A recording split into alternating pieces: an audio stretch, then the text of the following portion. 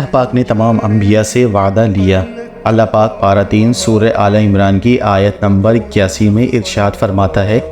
ترجمہ: اور یاد کرو جب اللہ نے نبیوں سے وعدہ لیا کہ میں تمہیں کتاب اور حکمت عطا کروں گا،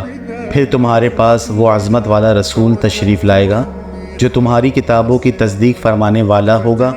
تو تم ضرور اس پر ایمان لانا اور ضرور اس کی مدد کرنا۔ اللہ نے فرمایا، اے انبیاء، کیا تم نے اس حکم کا اقرار کر لیا اور اس اقرار پر میرا بھاری ذمہ لے لیا؟ سب نے عرض کی، ہم نے اقرار کر لیا۔ اللہ نے فرمایا، تو اب ایک دوسرے پر بھی گواہ بن جاؤ اور میں خود بھی تمہارے ساتھ گواہوں میں سے ہوں۔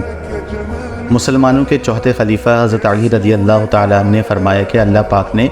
حضرت آدم علیہ السلام اور ان کے بعد جس کسی نبی کو نبوت عطا فرمائی ان سے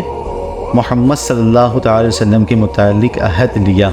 اور ان انبیاء کرام علیہم السلام نے اپنی قوموں سے عہد لیا کہ اگر ان کی زندگی میں حضور صلی اللہ علیہ وسلم کی تشریف لائے تو آپ صلی اللہ علیہ وسلم پر ایمان لائے اور آپ صلی اللہ علیہ وسلم کی مدد کرے۔